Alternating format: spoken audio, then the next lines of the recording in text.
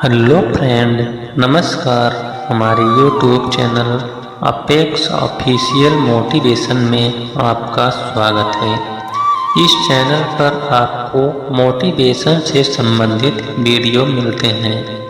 तो आज का जो मोटिवेशन वीडियो है वह है कि 5 कहानियाँ जो आपको अपने लक्ष्य तक ले जाने को मजबूर कर देंगी। तो वो 5 कहानियाँ कौन कौन सी हैं?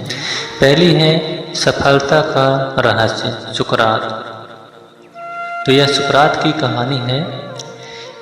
एक बार एक व्यक्ति ने महान फिलॉसफर सुकरात से पूछा कि सफलता का रहस्य क्या है।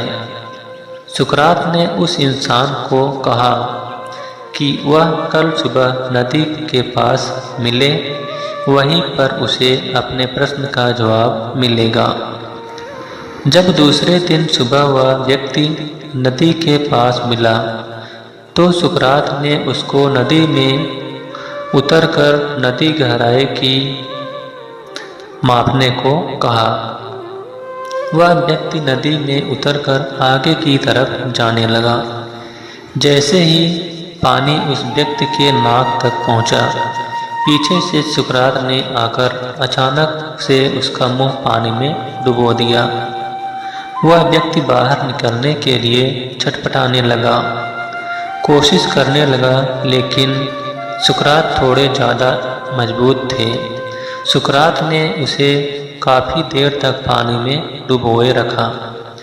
कुछ समय बाद सुकरात ने उसे छोड़ दिया और उस व्यक्ति ने जल्दी से अपना मुंह पानी से बाहर निकालकर जल्दी जल्दी सांस ली। सुकरात ने उस व्यक्ति से पूछा, जब तुम पानी में थे तो तुम क्या चाहते थे? व्यक्ति ने कहा, जल्दी से बाहर निकलकर सांस लेना चाहता था। सुकरात ने कहा, यही तुम्हारे प्रश्न का उत्तर है। जब तुम सफलता को उतनी ही तीव्र इच्छा से चाहोगे जितनी तीव्र इच्छा से तुम सांस लेना चाहते हो तो तुम्हें सफलता निश्चित रूप से मिल जाएगी।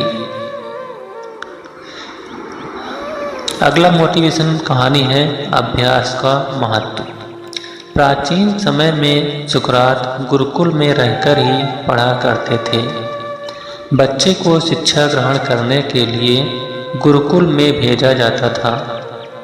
बच्चे गुरुकुल में गुरु के सानिध्य में आश्रम की देखभाल किया करते थे और अध्ययन भी किया करते थे। बरदराज को भी सभी की तरह गुरुकुल भेज दिया गया। वहाँ आश्रम में अपने साथियों के साथ घुलने मिलने लगा, लेकिन वह पढ़ने में बहुत ही कमज़ोर था। गुरुजी की कोई भी बात उसके बहुत कम समझ में आती थी। इस कारण सभी के बीच वह उपहास का कारण बनता है। उसके सारे साथी अगली कक्षा में चले गए, लेकिन वो आगे नहीं बढ़ पाया।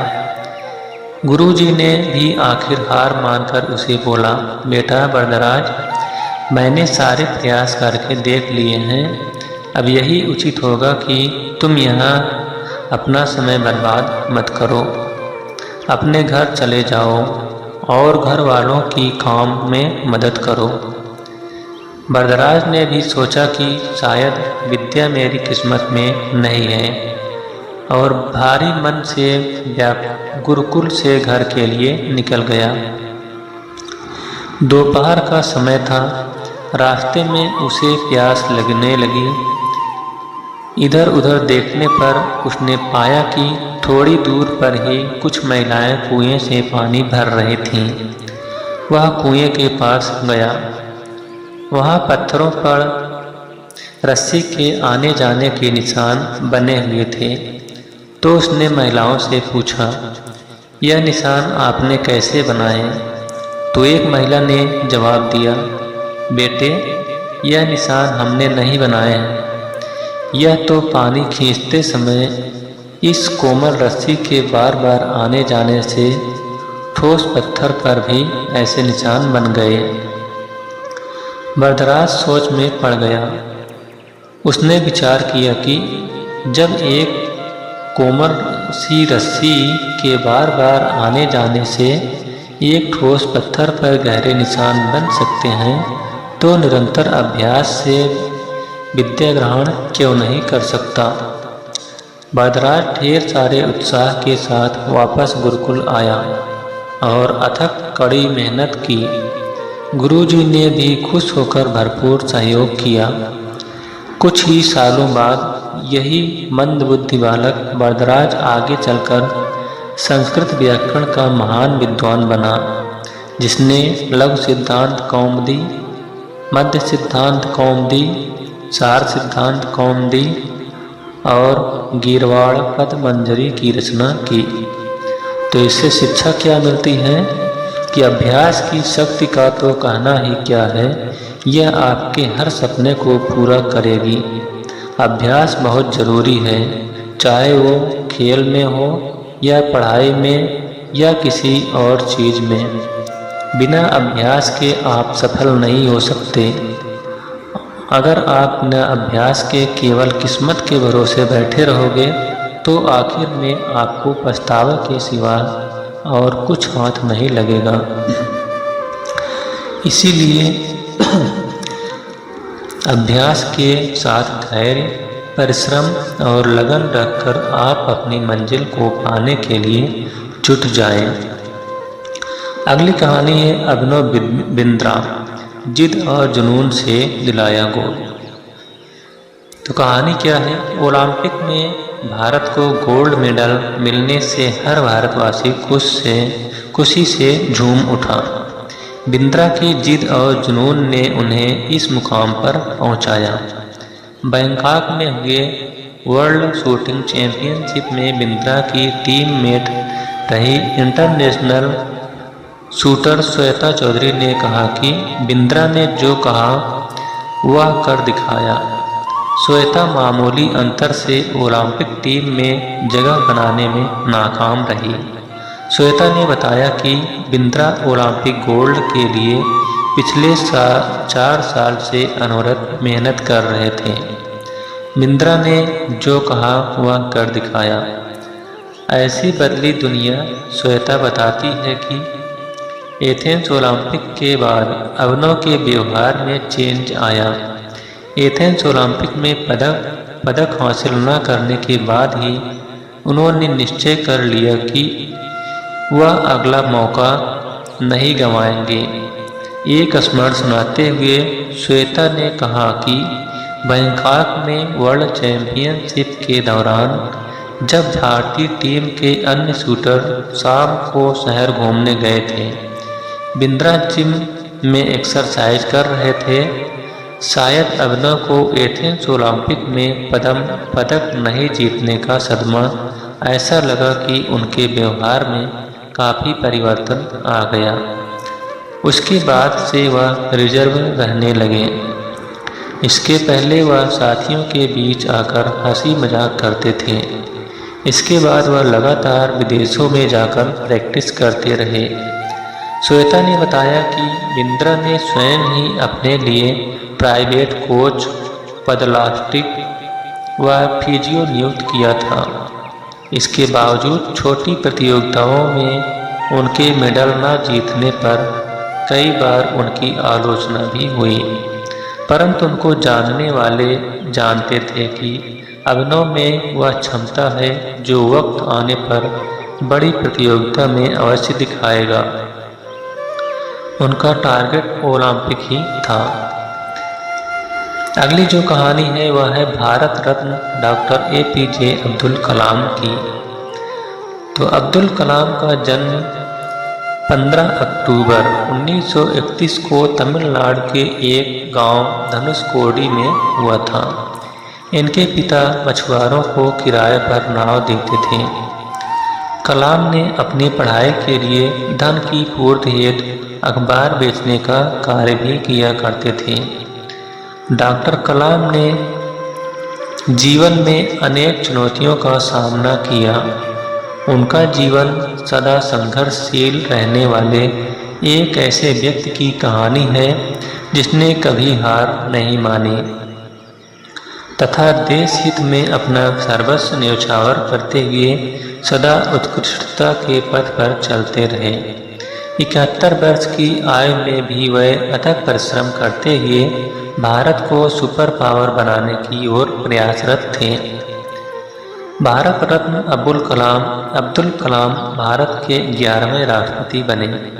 वह भारत रत्न से सम्मानित होने वाले तीसरे राष्ट्रपति हैं। भारत के मिसाइल कार्यक्रम के जनक डॉक्टर कलाम ने देश को अग्नि व पृथ्वी जैसी मिसाइलें देकर चीन एवं पाकिस्तान को इनकी रेंज में लाकर दुनिया को चौंका दिया।